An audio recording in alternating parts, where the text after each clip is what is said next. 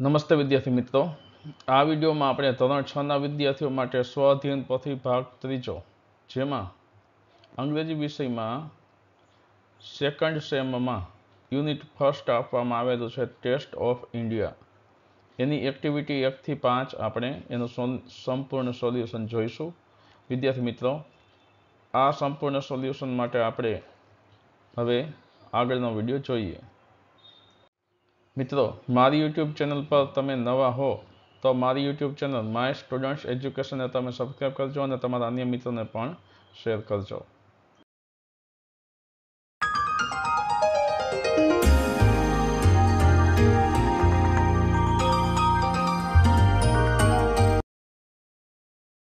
હવે આપણે જોઈએ, પ્રથમ એક્ટિવિટી આપવામાં આવેલ છે એક્ટિવિટી 1A. એમાં નીચેના સંવાદોને પ્રશ્નના અંતે આપેલા બોક્સના એક્સપ્રેશન વડે પૂરા કરો. દરેક સંવાદ નીચે સિચ્યુએશન આપેલ છે. અહીં તમને એક્સપ્રેશન આપેલા છે. પ્રથમ છે can you give me the change, બીજું છે please give me your dictionary, ત્રીજું છે will you guide me, I can't do this question, ચોથું છે વાય નોટ, પાંચમું છે હિયર યુ આર અને છઠ્ઠું છે ઓહ શ્યોર. તો હવે આપણે આના વડે ખાલી જગ્યા એટલે કે સંવાદ પૂરા કરીએ. આશા શું બોલે કે she wants a dictionary from Bina. તે બીના પાસેથી ડિક્શનરી ઈચ્છે છે. તો આશા શું બોલે એ આપણે અહીં લખવાનું છે. આશા કઈ રીતે એની પાસે માગણી કરે, તો આશા આ રીતે બોલશે કે please give me your dictionary. એટલે બીના એનો ઉત્તર આપશે અને કહે છે કે હિયર યુ આર, આ રહી તે. ત્યારબાદ હવે ધવલ છે એ પરચુરણ તરલ પાસેથી છૂટા માગે છે, એટલે કે પરચુરણ માગે છે. હી વોન્ટ્સ ચેન્જ ફ્રોમ તરલ. તો ધવલને તરલ પાસેથી પરચુરણ એટલે કે છૂટા જોઈએ છે. તો એ કઈ રીતે માગણી કરશે, તો આ રીતે માગણી કરશે કે can you give me the change, શું તમે મને ચેન્જ એટલે કે પરચુરણ આપશો. એટલે તરલ એને ઉત્તર આપશે ઓહ શ્યોર, હા ચોક્કસ. ત્યારબાદ લોકેશ કઈ રીતે માગણી કરશે અથવા તો બોલશે he wants to know the answer to a question from his teacher. Lokesh છે એના શિક્ષક પાસેથી એક પ્રશ્નનો જવાબ ઈચ્છે છે. તો એ કઈ રીતે એની સાથે વાત કરશે, તો આ રીતે બોલશે લોકેશ કે will you guide me, I can't do this question. તમે મને માર્ગદર્શન આપશો, હું આ પ્રશ્ન કરી શકતો નથી. એટલે એને ટીચર એનો ઉત્તર આપશે વાય નોટ, શા માટે નહીં. તો આ રીતે આપણે આ 3 સંવાદ છે પૂર્ણ કર્યા છે. હવે આપણને એક્ટિવિટી પહેલી એમાં બી આપેલો છે વિભાગ. એમાં આપણે જોઈએ નીચેના ચિત્રો અને તેના સંવાદોનો અભ્યાસ કરો અને તેમાં ઘટતા સંવાદ બોક્સમાંથી પસંદ કરીને લખો. તો આપણે અહીંથી લખવાના છે. જેમ કે જુદા જુદા સંવાદો અહીં તમે જોઈ શકો છો કે food you bring me a glass of water, શું તમે મને પાણીનો ગ્લાસ આપી શકશો. એટલે આ જવાબ આપે છે યસ ઓફ કોર્સ સર. ત્યારબાદ તમે અહીં જોઈ શકો છો કે would you open your mouth please, કે મહેરબાની કરીને તમારું મુખ ખોલો. તો આ રીતે અહીં સંવાદ થાય છે. પછી અહીં તમે જુઓ છો 2 બાળકો છે એ જમી રહ્યા છે. તો એક બાલિકા પૂછે છે મે આઈ ટેક યોર સૂપ, હું તારું સૂપ લઈ શકું. એટલે ભાઈ કહે છે યસ યુ મે. હવે અહીં સંવાદ છે એમાં શ્યોર વાય નોટ એવું આ બહેન છે એ બોલે છે. તો એના માટે આ ભાઈ, આ બહેન છે એ શું કહે તો કે food you give sum more T, શું તમે વધારે ચા આપી શકશો. એટલે યસ, શ્યોર, વાય નોટ એવો ઉત્તર આપે છે. ત્યારબાદ અહીં 2 બાળકો વાતો કરી રહ્યા છે. Where is the principal's office, પ્રિન્સિપલની ઓફિસ ક્યાં છે. એટલે આ મિત્રએ અમને બતાવે છે it is on the 2nd floor, તે 2nd ફ્લોર પર છે. ત્યારબાદ બીજી એક્ટિવિટી એ આપેલ છે. એમાં અહીં ચા બનાવવાના સ્ટેપ્સ આપેલા છે. તેની સામે આપેલા કૌંસમાં તેનો યોગ્ય ક્રમ લખો અને પછી નીચે આપેલી જગ્યામાં તે વાક્યોને યોગ્ય ક્રમમાં ફરીથી લખો. તો અહીં આપણે જોઈ શકીએ છીએ A B C D E રીતે વાક્યો આપેલા છે. પ્રથમ છે the tea is ready at last. આ પાંચમું વાક્ય બનશે. Take some water in a bowl. આ પ્રથમ વાક્ય બનશે. Add tea leaves into it and boil it for some times. એ બીજું વાક્ય બનશે. Add a little sugar and milk into it and boil it more. આ ત્રીજું વાક્ય બનશે. અને સ્ટીર ઇટ વેલ. આ ચોથું વાક્ય બનશે. તો આ રીતે આ વાક્ય બનશે. હવે આપણે એને યોગ્ય ક્રમમાં અહીંથી ફરીથી લખવાના છે. તો પ્રથમ વાક્ય આપણું આવે છે take some water in a bowl. ત્યારબાદ બીજું વાક્ય છે add tea leaves into it and boil it for some times. ત્યારબાદ add a little sugar and milk into it and boil it more. ચોથું વાક્ય સ્ટીર ઇટ વેલ. અને પાંચમું the tea is ready. તો આ ચા બનાવવાની પ્રક્રિયા આ રીતે અહીં પૂર્ણ થાય છે. વિદ્યાર્થી મિત્રો, હવે આપણે એક્ટિવિટી 2C જોઈશું, જેમાં નીચે કેળાની વેફર બનાવવાનું ચિત્ર એટલે કે કેળાની વેફર બનાવવાની પ્રક્રિયા દર્શાવેલી છે. તેનો યોગ્ય અભ્યાસ કરો અને તેની નીચે આપેલી પ્રક્રિયાનું વર્ણન કરતા વાક્યોને યોગ્ય ક્રમ આપો. તો આ ચિત્રનો વ્યવસ્થિત અભ્યાસ કર્યા બાદ યોગ્ય ક્રમ આપણે વાક્યોને આપવાના છે. તો ચાલો આપણે આ વાક્યોને ક્રમ આપીએ.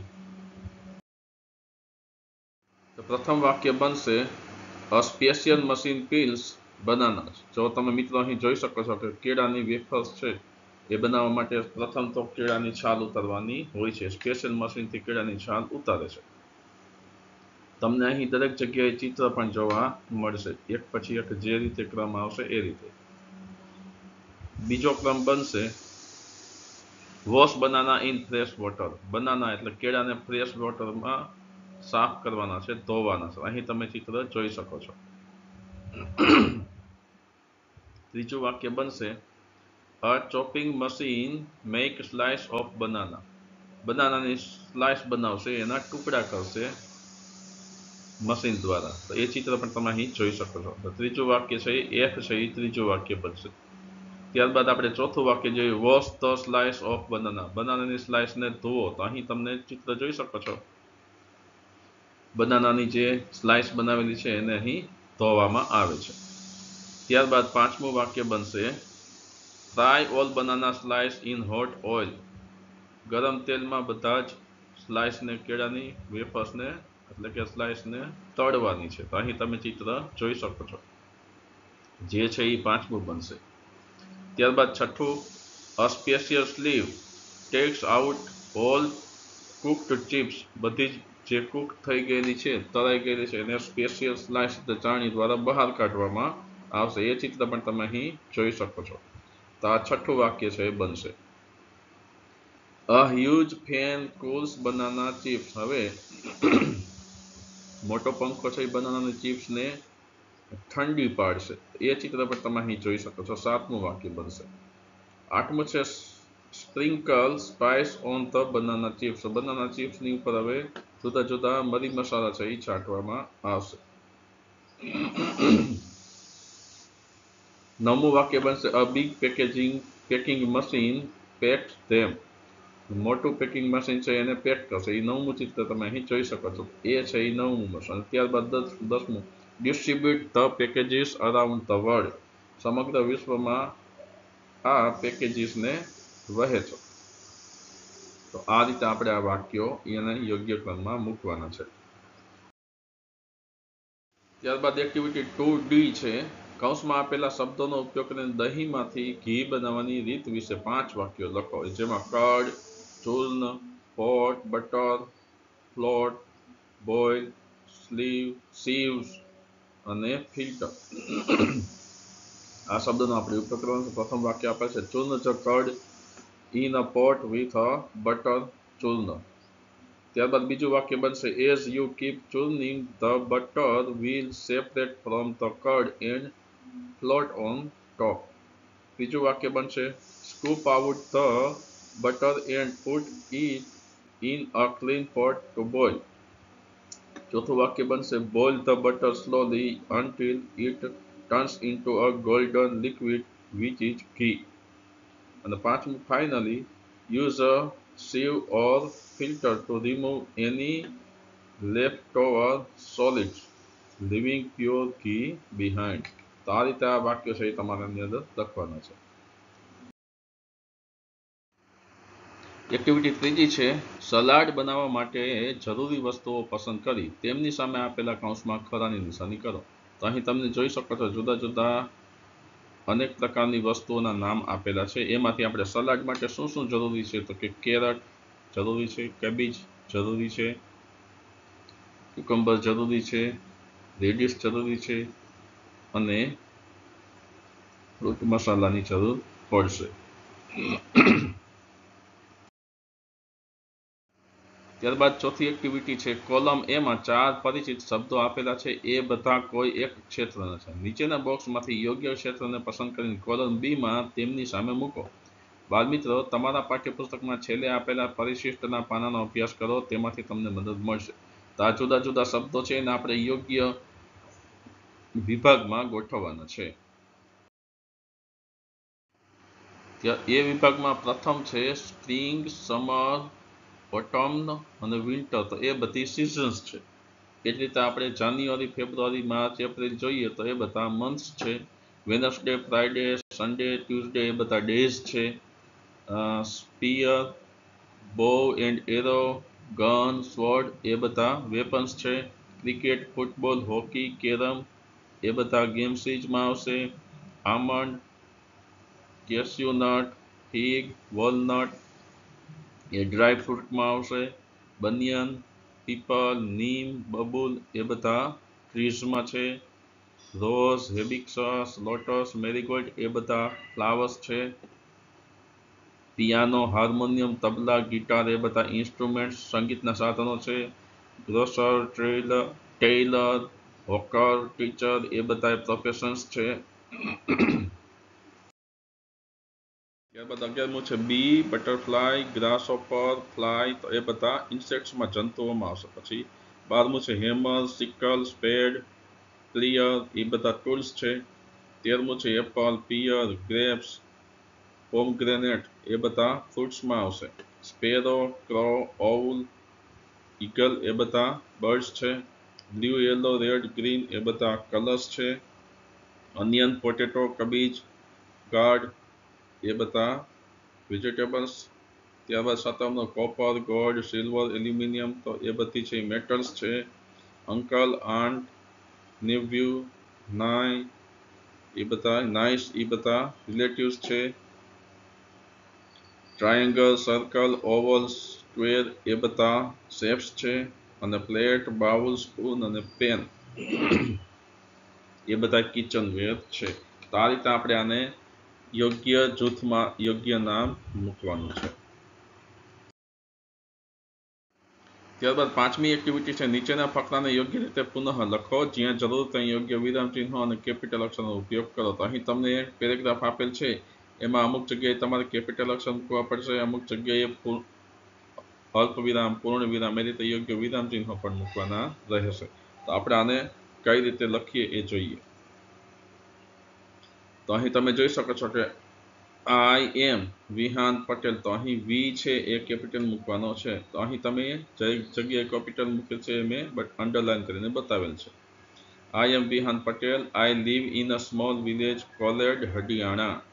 તો અહીં એચ કેપિટલ છે. અહીંયા હડિયાણા અલ્પવિરામ આવશે. વિથ માય મધર્સ બ્રધર એટલે કે મારા મમ્મીના ભાઈ સાથે એટલે મામાના ઘરે રહું છું. We all speak Gujarati at home. તો અહીં તમે જોઈ શકો છો ડબલ્યુ છે એ કેપિટલ છે. ગુજરાતીમાં જી કેપિટલ આવશે. ત્યારબાદ એ કેપિટલ આવશે. At school we speak Gujarati. તો અહીં G Gujarati capital. But we also learn English there. E English તો ઈ છે ઈ કેપિટલ બનશે. I go to school by the school bus. I love playing cricket. તો અહીં તમે પ્રથમ પૂર્ણ વિરામ આવે છે, ત્યારબાદ અલ્પવિરામ, પછી પૂર્ણ વિરામ, ત્યારબાદ વાક્યમાં પૂર્ણ વિરામ આવે છે, ફૂલ સ્ટોપ. તો આ રીતે તમારે યોગ્ય રીતે આ કેપિટલ અક્ષરનો અને યોગ્ય વિરામ ચિહ્નનો ઉપયોગ કરીને પેરેગ્રાફ ફરીથી લખવાનો છે.